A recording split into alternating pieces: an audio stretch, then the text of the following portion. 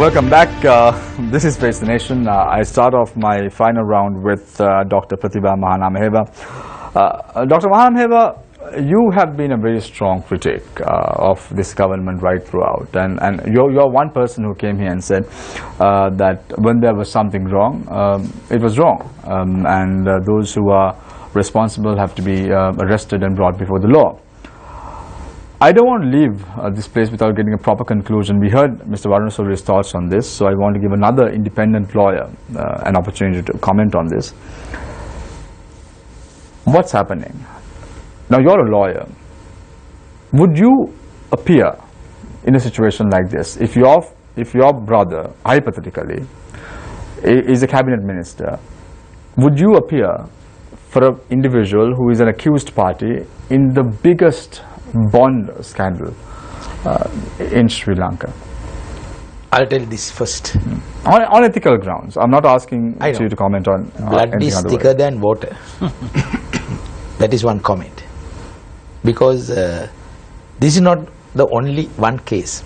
Because you want to highlight this case, the media, and more publicity given. But there are several other cases. In the same family, there are brothers, sisters, as elder brothers, they are all lawyers. Profession is one, the family relationship is one. So, if really they are following ethics, lawyer-client relationship is very confidential one. Even you may not disclose to your brother. If you disclose that, it is really violation of professional ethics. That's why my stand. So therefore, whatever we are discussing with our clients, even I may not disclose to my brother or to anyone. And even I am not asking any undue support for that. This is where the freedom, right? So, as it is, the general public, as Krishmal clearly explained, they may not understand this situation. That's why this argument earlier also came up.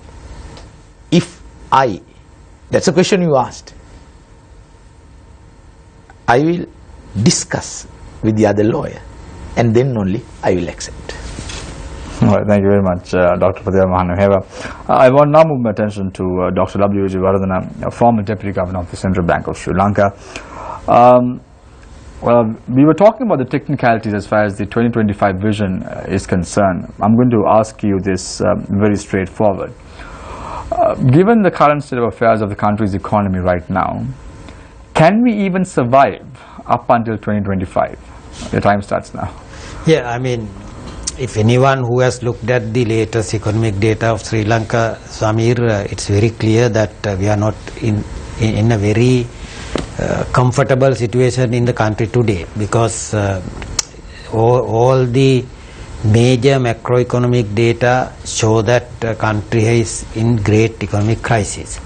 So given that, it's a very challenging job for the government to continue with its own affairs.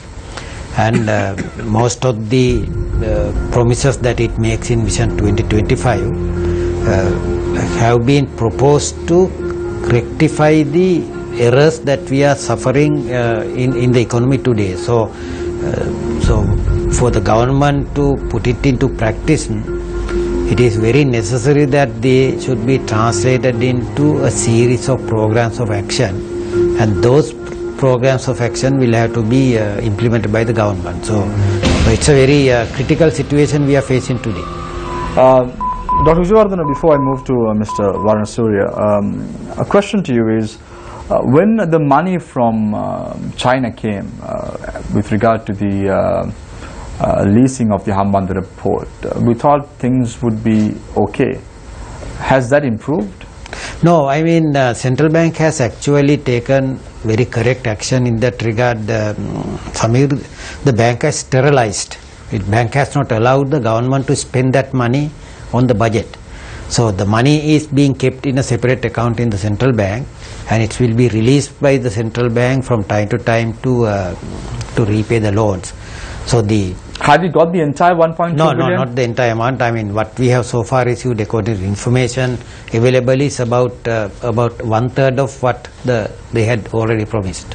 So what about the rest of the money? The rest of the money will come. I mean, it will be paid in stages. But what happens is when such a big amount of money comes to Sri Lanka, Samir, immediately it will create problems for the central bank, because the whole the money supply in the country, the total money in the hands of the public, will immediately go up. But we get that 1.2 billion. Yeah, so that's why the central bank has sterilized it. It has kept it in a separate account, and it has not allowed the Minister of Finance to spend the money. Thank you very much, Dr. W. Jayawardena, former Deputy Governor of the Central Bank of Sri Lanka. I now move my attention to Mr. Krishma Varanasuri, Attorney at Law, who is the Joint Secretary of the People's Intellectual Assembly. Krishma, interesting. We hear thoughts coming out from Dr. Jayawardena as well as Dr. Minami Reba as well as Mr. Ruchirpal Thannakoon about the future of Sri Lanka. Looks very bleak at the moment. There is no silver lining that we can see at the moment. There is no light at the end of the tunnel that we are seeing at the moment. What would be the alternative in the year 2020? What's going to happen? Thank you, Shamir. I think that I was actually going to come to that. Whether it's Silredi, the bond scam, there are several things that you're not talking of that have been discussed at scope, such as the Hambantota port, which we're discussing, Kantale sugar, then the People's Bank digitalization. All of these things have been discussed at scope. Now, Dr. Jayawardena earlier said that the per capita, his economist, I take his fact for it, was $4,000 US. I did a rough calculation into 152, 608,000 rupees a year, roughly about 50,000 rupees a month is per capita. I don't really know whether there are all Sri Lankan families earning 50,000 rupees a month, but roughly it's 50,000. Now, on the other side, we are talking 12 billion rupees, which is only the loss on the bond scam itself. 50,000 rupees for a month to survive for a family of 4, 12 billion rupees. You see, day by day, the disparity between the rich and the poor are going up. Very soon, people are going to walk into your houses and say, well, you have 2 rooms, I want to use one.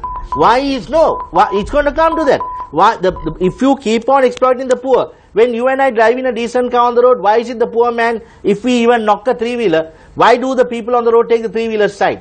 Ask these questions from you. Because we are not concerned. We are getting richer and richer. A little bit of people are getting richer and richer, whilst the masses are getting poorer and poorer. And very soon it's going to come to erupting point, Shamir. The lesson for the people, because you asked me what's the solution. I say people need to now think of where have we gone wrong. As I said before, if a person who considers megapolis to be a huge police force is put in a government that plans a megapolis policy, then you need to think, do we have the right people in the right place? If you don't, what are you going to do about it? I am not saying let everyone who is elected be a university graduate with a master's degree, but look at your people. Forget party politics. That's the bane that the Westminster system gave to us when they gave us independence. In fact, if you look at the reports of those lords who gave, they said Sri Lanka is already divided amongst caste, religion, nationality. Give me 30 seconds. That we should not divide Sri Lankans again on politics also. But that's what it has done to us. Leave your glasses, color glasses aside. Think national, be national, elect leaders that you can leave your sovereign power to work for you. Thank you very much, Mr. Krishma Varanasuri. I now move attention to Mr. Ruchirpal Thannakoon. Mr. Thannakoon, people in Sri Lanka want stuff to elect people. We see this at different campaigns. We see how Iraq is being distributed. We see how money is being distributed. We saw how silk cloth is being distributed. All that and more. What can we really do? If we are to elect the right candidates, what seems like the alternative in the year 2020? Is it a new candidate? Are we going to go with the 2 main political parties like the Blues and the Greens and the Reds? What is the alternative? Do you think that there is need for us to shift our thinking and have a good alternative? I think this 2015 change that we saw throw some new light into politics in this country. I don't think people are now worried about the blue and the greens very much as they were earlier. What they really want is capable, honest people who will deliver what the people want. And if there is a polarization of such people, whether they are from the green side, whether they are from the blue side, or whether it is a conglomeration of both, it doesn't matter. So what is important is the polarization towards honest, diligent, capable people to run this country. Thank you very much, Mr. Risipal Thanakon. Thank you very much, Dr. Pratibha Mahanamaheva. Thank you very much, Dr. W. Jivardhana. Thank you very much, Attorney at Law, Mr. Krishman Varasurya, as well as Mr. Risipal Thanakon for joining us this evening on the show. And thank you very much, Nadeem. Thank you very much, Haritha, for joining us. I leave you tonight with a quote, as I always do. Fighting corruption is not just good governance.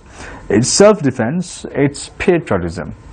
At the end of the day, we all have to be patriotic. Remember that the nation is first. Country before self.